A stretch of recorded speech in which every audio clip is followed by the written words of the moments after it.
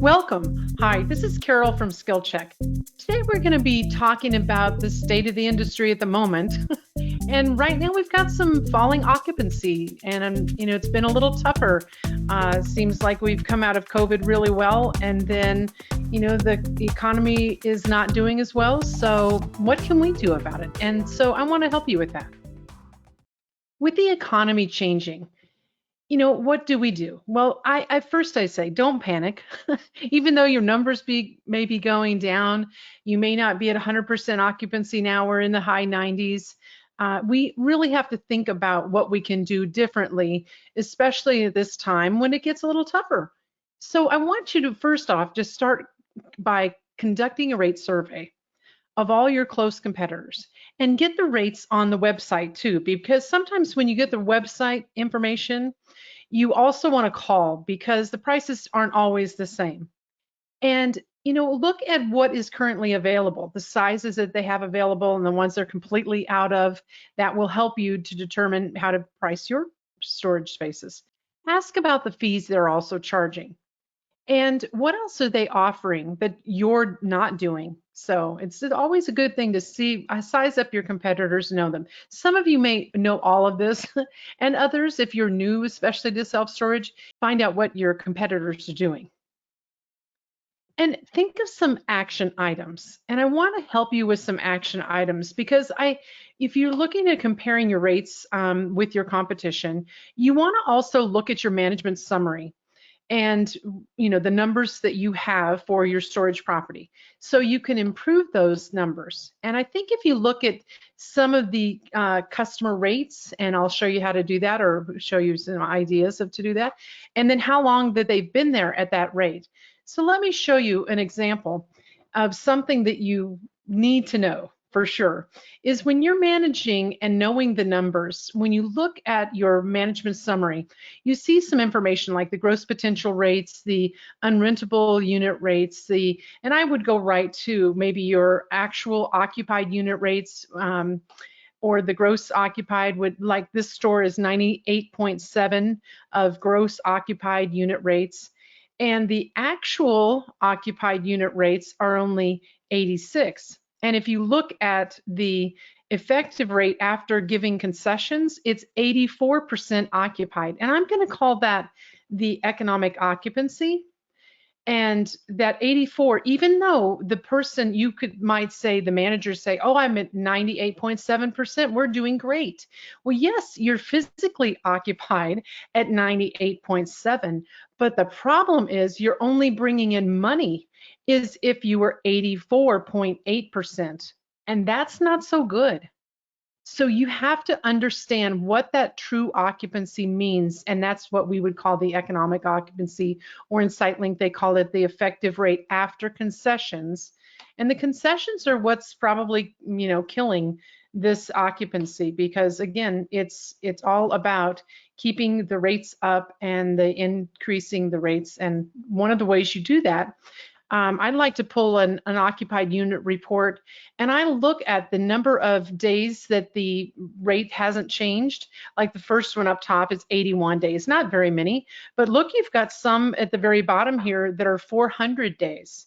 So they've been over a year at that rate, and I would bump them up to a higher rate. And that will, change your numbers here.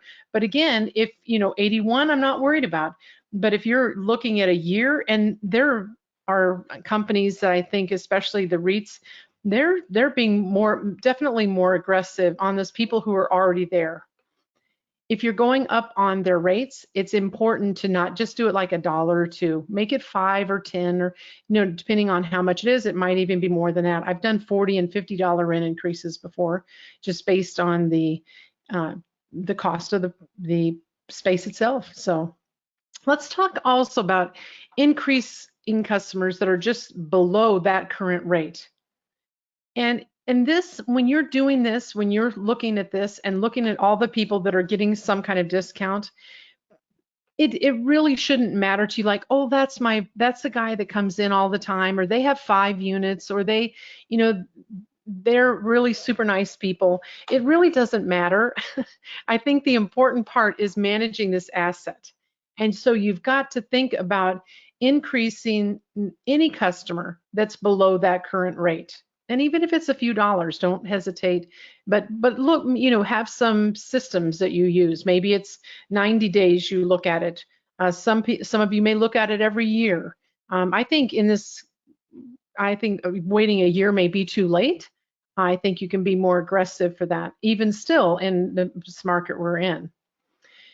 The other thing that I think is so important to you to think about is reducing those delinquencies, because the delinquencies, you've got to make calls and send emails and really work on getting those people out. And I noticed just recently, I looked at some storage properties in California, and they had people that there were maybe 6 or 7 months that were in delinquencies before they were ever auctioned.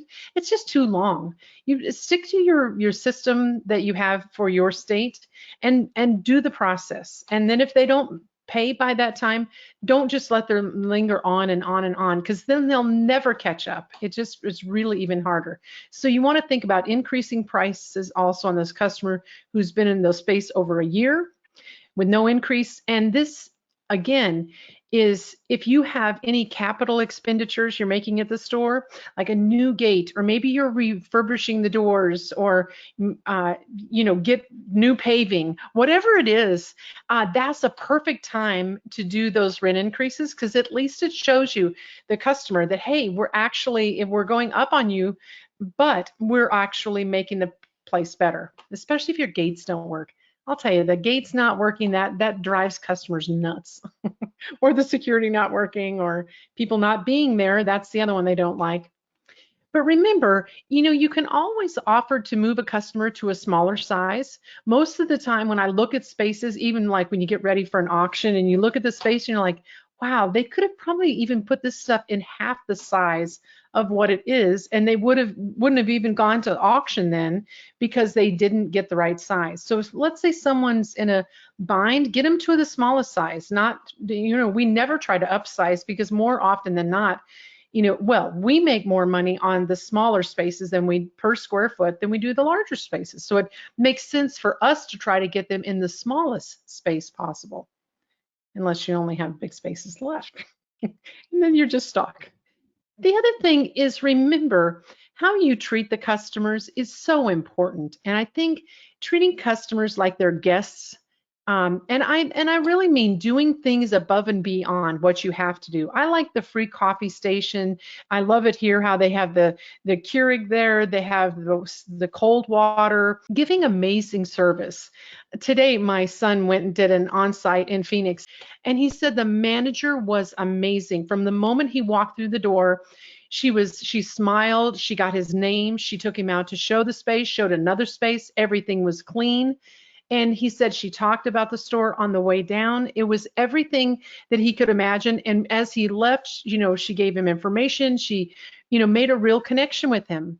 And I think if you don't think about those things, but when you're friendly and smiling and having a conversation, it makes a huge difference. Even if you're charging more, people like that. People like to have all these little extra things, knowing that, oh gosh, the difference between this place that charges only $5 more or $7 more per month versus the other place that's like almost a dump.